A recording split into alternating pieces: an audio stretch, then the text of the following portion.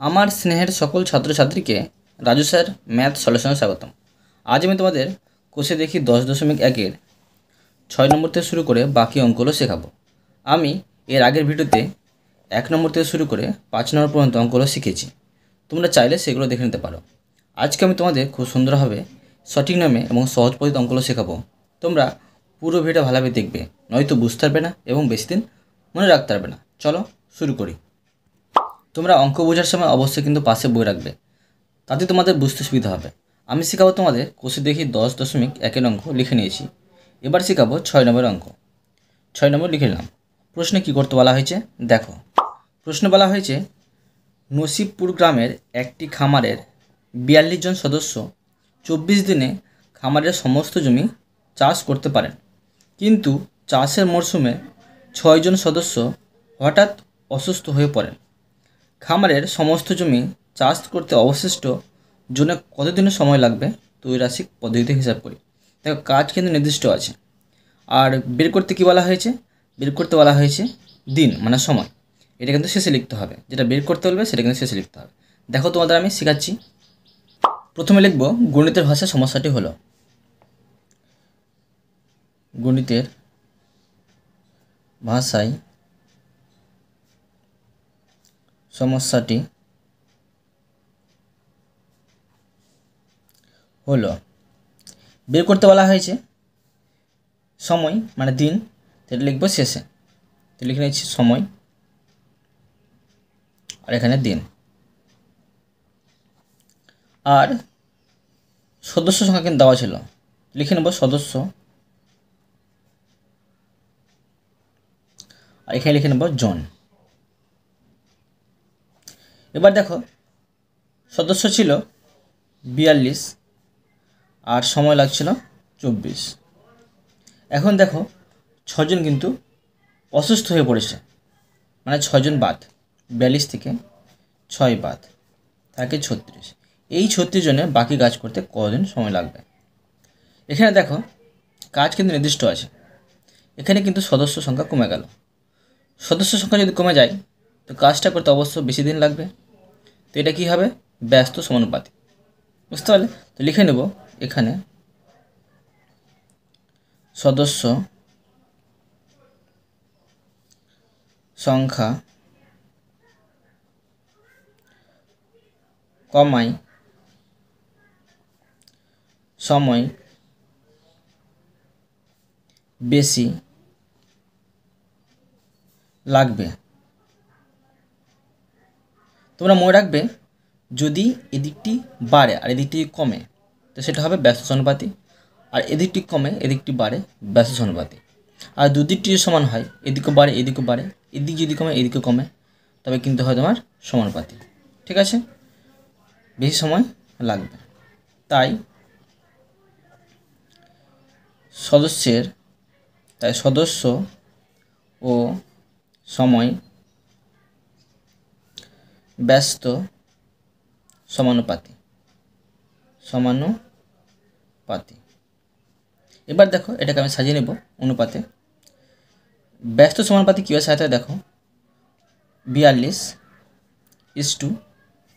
অতএব দিয়ে করব 42:36। এবার দেখো সমানুপাতি, এখানে দেখো এটা আগে লিখবো এটা পরে লিখবো। যদি এটা সমানুপাতি হতো তো এটা আগে লিখতাম, এটা পরে লিখতাম। আগে লিখলাম আর সমানুপাতি, এটা 24। এখন দেখো আমরা কি জানি, প্রথম পদ আর চতুর্থ পদ গুণ করতে হয়, আর দ্বিতীয় পদ আর তৃতীয় পদ গুণ করতে হয়। এটা প্রথম পদ, এটা দ্বিতীয় পদ, এটা তৃতীয় পদ, এটা চতুর্থ পদ। তো অ্যান্সারটা বের করবো এটার। তো এটা আগে লিখবো, মানে দ্বিতীয় পদ আর তৃতীয় পদটা প্রথমে লিখছি। তো 36 গুণিত জিজ্ঞাসা চিহ্ন সমান, আর প্রথম পদ আর চতুর্থ পদ শেষে লিখলাম। অতএব জিজ্ঞাসা চিহ্নের অ্যান্সারটা বের করবো সমান 42 গুণিত 24, নিচে হবে 36।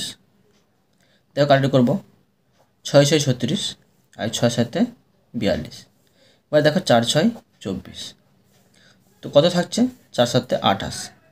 এটা হচ্ছে দিন। বুঝতে পারলে? তো অতএব লিখে নেব যেটা বের করতে বলা হয়েছে। অতএব অবশিষ্ট সদস্যের জমি চাষ করতে 28 দিন সময় লাগবে। বুঝতে পারলে? এবার দেখো 7 নম্বর। 7 নম্বরতে দিলাম প্রশ্নে কী করতে বলা হয়েছে দেখো। প্রশ্ন বলা হয়েছে একটি কারখানায় 1000টি যন্ত্রাংশ তৈরি করতে 16টি মেশিনের 27 দিন সময় লাগে।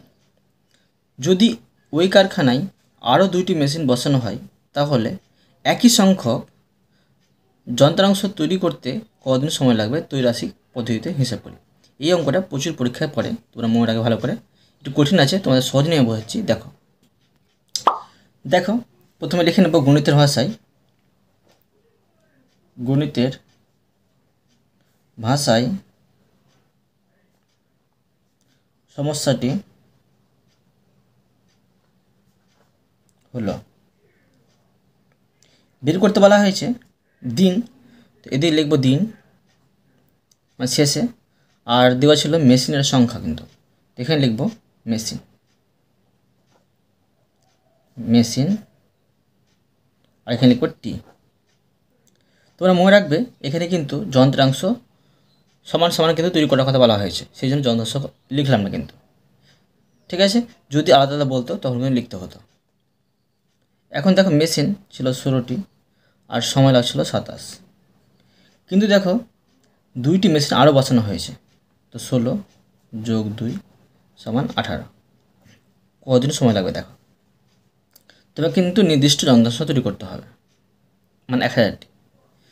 মেশিন বেড়ে গেল তো সময় অবশ্যই তোমার কম লাগবে, তো এটা হবে ব্যস্ত সমানুপাতি। লিখবো এখানে মেশিন বাড়াই দিন কম লাগবে, তাই মেশিন ও দিন ব্যস্ত সমানুপাতি। এবার দেখো এটা অনুপাতে সাজিয়ে নেব। 16:18 সমানুপাত 27। এটা আগে হবে, হ্যাঁ, এটা ব্যস্ত সেই জন্য, তো লিখতে পারি জিজ্ঞাসা চিহ্ন 27। এবার দেখো সাজিয়ে নিচ্ছি। অতএব দ্বিতীয় পদ আর তৃতীয় পদটা আগে লিখব 18 গুণিত জিজ্ঞাসা চিহ্ন সমান, আর প্রথম পদ আর চতুর্থ পদটা শেষে লিখব। অতএব জিজ্ঞাসা চিহ্ন অ্যান্সারটা বের করব, সমান 16 গুণিত 27, নিচে হবে 18। দেখো 9 দুগুণে 18, আর এটা 9 দুগুণে 18 হচ্ছে 2 দিয়ে, এটা 8 দুগুণে 16। এখন দেখো 3 9 27 আর 3 8 24 থাকছে, 24 হচ্ছে দিন। অতএব দিয়ে লিখে নেব যেটা বলা হয়েছে প্রশ্নে। লিখব 1000টি যন্ত্রাংশ তৈরি করতে 24 দিন সময় লাগবে। বুঝতে পারলে? এরপরে দেখো 8 নম্বর অঙ্কগুলো। 8 নম্বরতে দিলাম প্রশ্নে কী করতে বলা হয়েছে দেখো। প্রশ্ন বলা হয়েছে নিচের পারস্পরিক সম্পর্কগুলি দেখি, গণিতের গল্প তৈরি করি ও ত্রৈরাশিক পদ্ধতিতে উত্তর খুঁজি। দেখো এখানে সমাধানটা কিন্তু তৈরি করে দেওয়া হয়েছে, কিন্তু তোমাকে তৈরি করতে হবে গল্প, আর সেটা উত্তর খুঁজতে হবে। আমি তোমাদের সুন্দরভাবে শেখাবো, মন দিয়ে বুঝবে। দেখো প্রথমে আমি এ নম্বর দিয়ে প্রশ্নটুকু নিচ্ছি। দেওয়া আছে পেনের সংখ্যা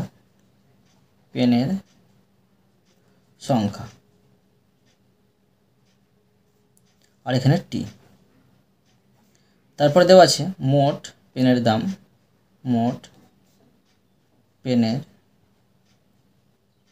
দাম, আর এখানে লিখব টাকা। দেখো পেন ছিল 25 আর মোট দাম লেগেছিল 112.5, আর 12টি পেনের দাম কত পড়বে সেটা বলা হয়েছিল। দেখো তোমরা যে এই প্রশ্নটি লক্ষ্য করলে বোঝা যাচ্ছে যে পেনের সংখ্যা ও পেনের দামের মধ্যে সম্পর্ক বের করতে বলা হয়েছে। এখন দেখো এটার আমি গল্প তৈরি করে দেখাচ্ছি। তো লিখব গল্প, লিখতে পারি ধরো রবি তার সঞ্চিত অর্থ দিয়ে পেন কিনবে, ঠিক করেছে। পেনের দোকানি তার কাছে 25টি পেনের জন্য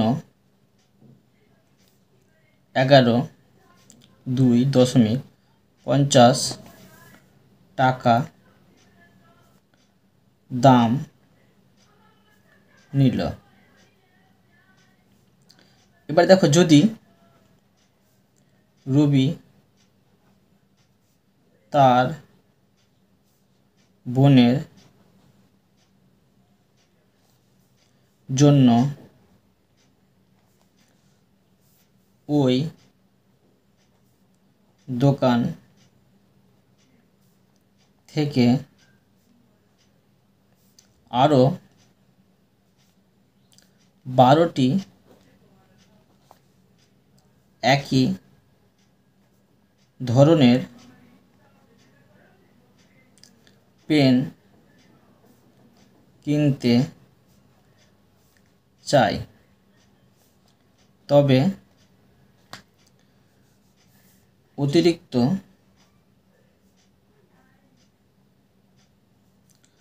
কত দাম দিতে হবে। দেখো তোমাদের আমি সন্ধান করে দেখাচ্ছি। এখানে দেখো পেনের সংখ্যা কিন্তু কমছে, তাই কিন্তু পেনের দামও কিন্তু কমবে। অতএব এটা কিন্তু সরল সমানুপাতি। তো লিখতে পারি যে গণিতের ভাষার সমস্যাটি হলো, ওটা লিখে আছে আর না লিখলেও চলবে। তো লিখব এখানে পেনের সংখ্যা কমাই, দাম ও কম লাগবে, তাই পেন ও দাম সরল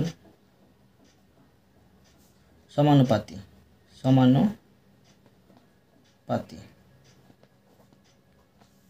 এবার দেখো এটাকে অনুপাতে প্রকাশ করছি।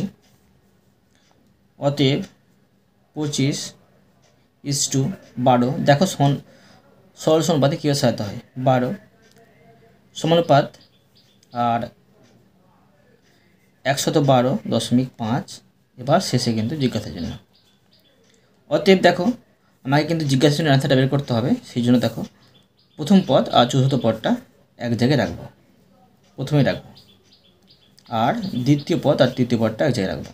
12 গুণিত 112.5। এখন দেখো অতএব জিজ্ঞাসার জন্য সমান 12 গুণিত, এখন দেখো এটা দশমিক উঠিয়ে দিচ্ছি কিন্তু, ঠিক আছে। দেখো দশমিক উঠিয়ে দিলে থাকে এখানে 112.5 আর নিচে থাকবে, দেখো এই 25টা এখানে বসবে, এখানে গুণ হয়েছিল ভাগ হয়ে আসবে, আর এটা দশমিক উঠেছি বলে এখানে গুণ চিহ্ন হবে, আর দশমিক জন্য 1, দশমিক আবার একটি সংখ্যা ছিল একটি শূন্য। এখন দেখো এটা কাটাটি করে নেব। এটা দেখো, এটাকে 25 দিয়ে ভাগ করলে হবে তোমার 9 হবে। এবার দেখো, আর এখানে থাকছে 10। তো 10 থাকছে, তো এটা হবে 5 দুগুণে 10, আর এটা হচ্ছে তোমার 6 দুগুণে 12। এটা দেখো, এটাকে 25 দিয়ে ভাগ করে 45 পেয়েছিলাম, আর 45কে দেখো 5 দিয়ে কাটলাম, 5 9 45, ঠিক আছে। এখন থাকে 9 আর 6, তো সমান কত থাকছে? 6 9 54, 54 টাকা কিন্তু, ঠিক আছে। এটা কিন্তু তাকে অতিরিক্ত দাম দিতে হবে, বুঝতে পারলে? এটা সুন্দরভাবে হলো। এরপরে দেখো বি নম্বর, বি দাগ দিয়ে দিলাম। দেখো প্রশ্নটুকু নিচ্ছি। প্রথমে প্রশ্নে আছে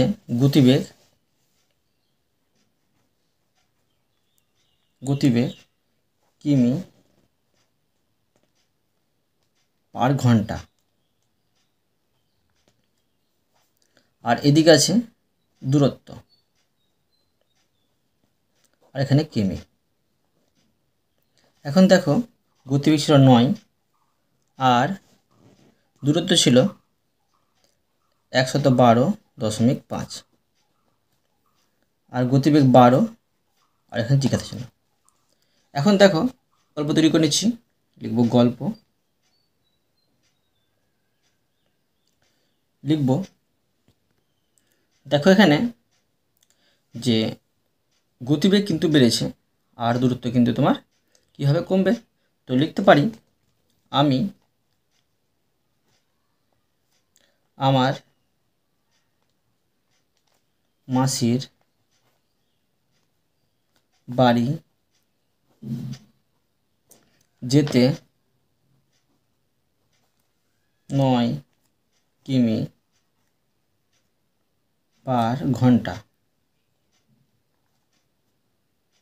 গতি বেগে চালিয়ে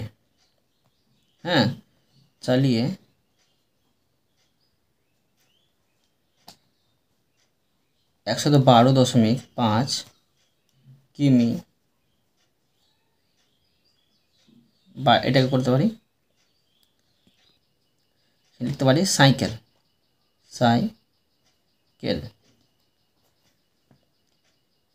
কিমি দূরত্ব পৌঁছাতে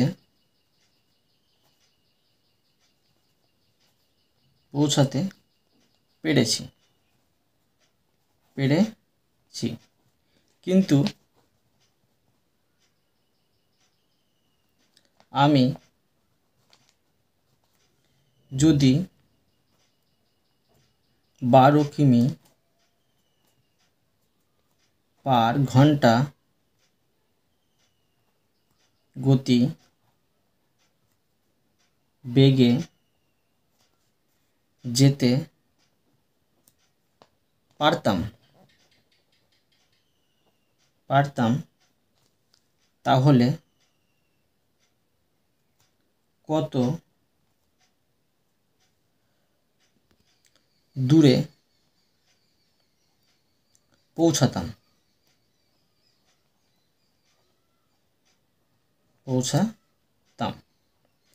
দেখো এটা সমাধান করে দেখাচ্ছি।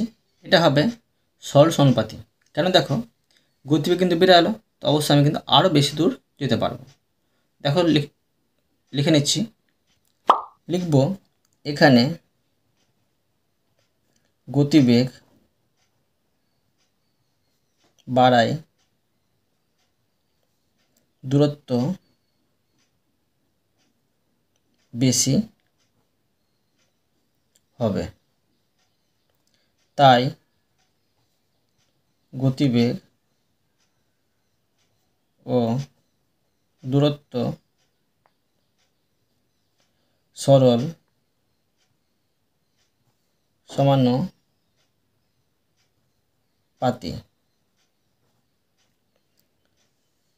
এটা দেখো সাজিয়ে নেব। অতএব 9:12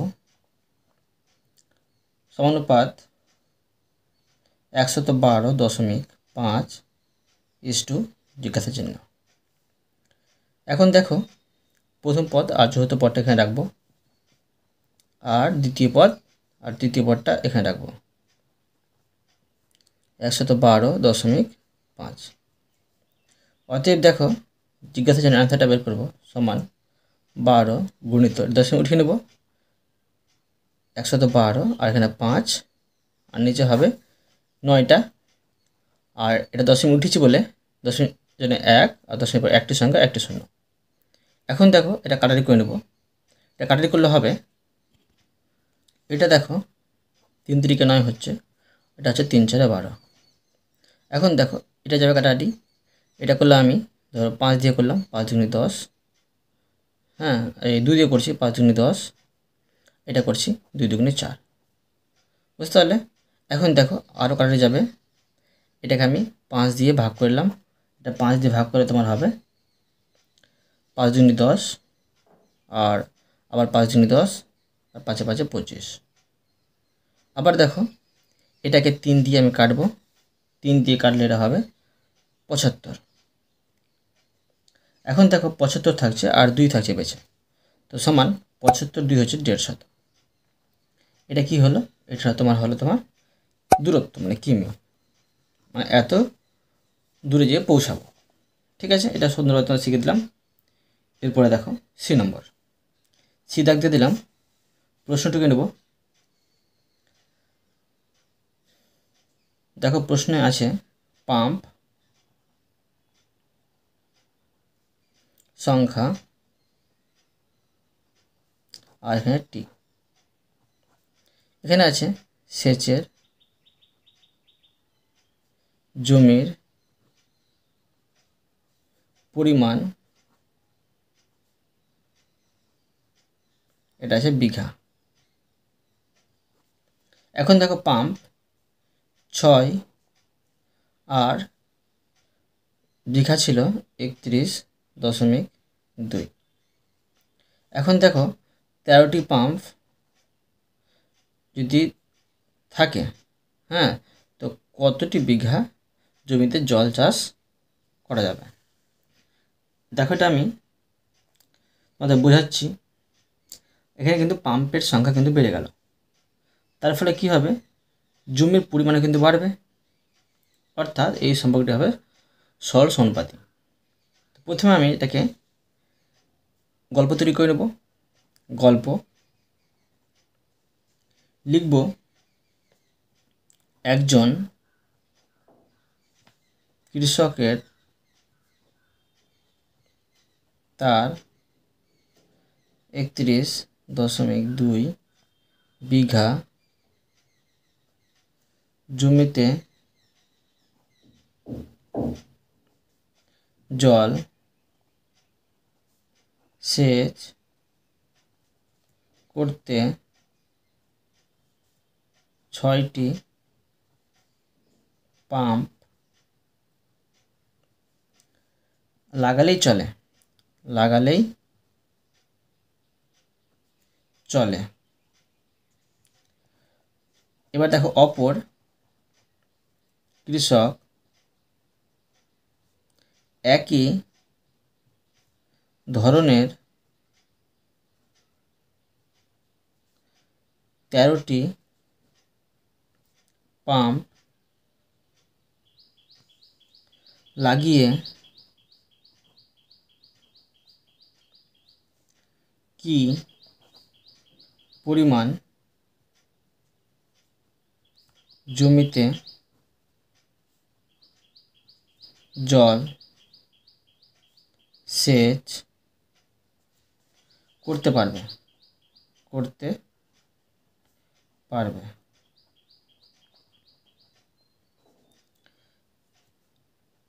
এবার দেখো এটা আমি লিখে নেব, এটা তো সরল সমানুপাতিক হবে, তো লিখে নেব এখানে পাম্প সংখ্যা বাড়ায় জমির পরিমাণ বাড়বে, তাই পাম্প ও জমি সরল সমানুপাতি।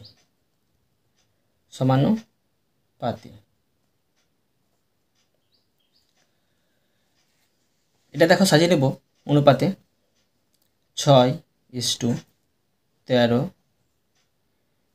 সমানুপাত 31.2 জিজ্ঞাসা চিহ্ন। অতএব দেখো এই প্রথম পদ আর চতুর্থ পদটা গুণ করতে হবে, আর দ্বিতীয় পদ আর তৃতীয় পদটা গুণ করতে হবে। অতএব এই জিজ্ঞাসা চিহ্ন অ্যান্সারটা বের করব সমান 13 গুণিত 31, নিচে হবে দেখো 6, আর এখানে দেখো 2 ছিল দশমিক দিয়ে 2, দশমিকটা উঠিয়ে নিচ্ছি। দশমিক উঠিয়েছি বলে এখানে দশমিক জন্য 1 হবে, আর দশমিক পরে একটি সংখ্যা একটি শূন্য। এখন দেখো এটা কাটাকাটি করে নেব। এটা দেখো 3 দিয়ে যাবে, এটাও 3 দিয়ে যাবে, 3 দুগুণে 6, এটা 3 একে 3, আর 0 3 4 12। এখন দেখো এটা যাবে কাটাটি, 2 দিয়ে যাচ্ছে, 2 দিয়ে এটা করলে হবে 5 দুগুণে 10, আর 2 দুগুণে 4। এখন দেখো আরও যাচ্ছে কাটাটি, এটা যাবে 5 দুগুণে 10, এটা হচ্ছে 26 দুগুণে 52। এখন দেখো 13 আর 26 গুণ করলে হবে 338, আর নিচে থাকছে 5। এটা ভাগ করলে হবে তোমার 67.6 বিঘা। বুঝতে পারলে? মানে এত বিঘা জমি সে জলসেচ করতে পারবে। এবার দেখো ডি নম্বর, ডি দাগ দিয়ে দিলাম। প্রশ্নটুকু নেব, আছে প্রতি ছাত্রের দৈনিক বরাদ্দ দানা শস্য, আর এখানে লিখব গ্রাম। আর দেখো ছাত্র সংখ্যা দেওয়া ছিল, এদিকে লিখব ছাত্র সংখ্যা,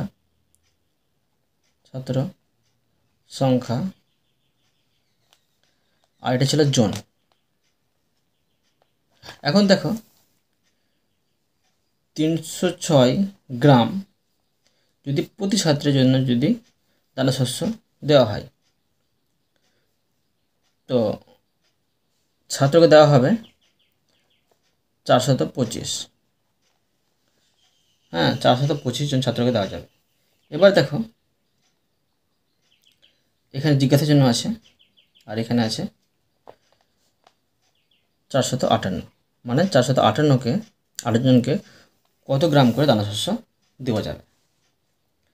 দেখো এখানে এটা কোন সম্পর্ক আছে সেটা প্রথমে বের করতে হবে। দেখো এখানে ছাত্র সংখ্যা কিন্তু বৃদ্ধি পেয়েছে, তার ফলে কি হবে যে তোমার দানা শস্যের পরিমাণে কিন্তু কমবে না বা বাড়বেও না, একই থাকবে।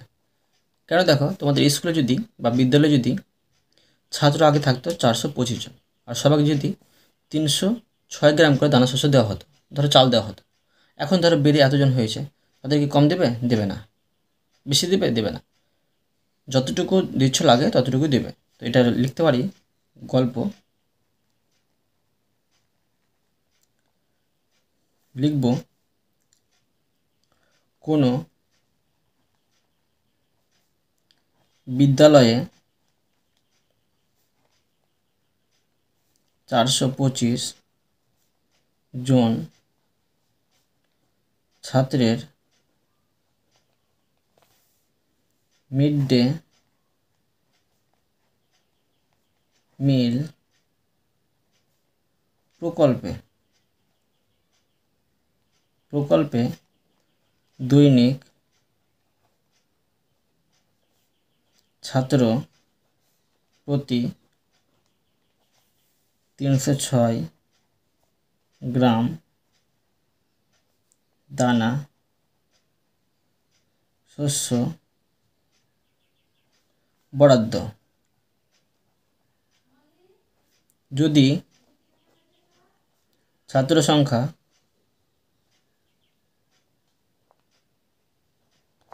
সংখ্যা বেড়ে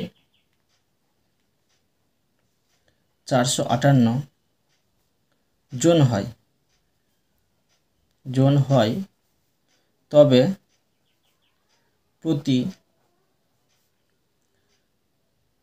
ছাত্র দানা শস্য কত গ্রাম করে পাবে? তো দেখো এখানে লিখব, এখানে ছাত্র সংখ্যা বৃদ্ধি বা কমের জন্য দৈনিক প্রতি ছাত্রের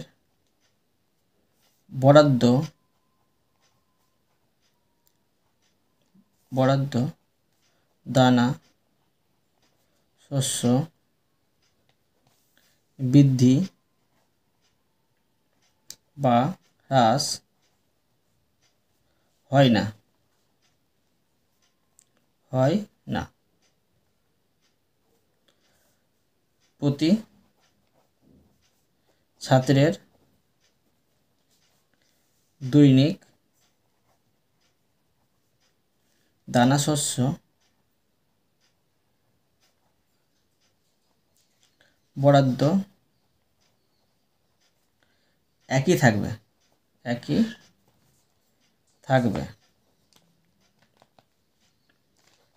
অতএব লিখতে পারি, ছাত্র সংখ্যা 458 হলেও প্রতি ছাত্রের দৈনিক বরাদ্দ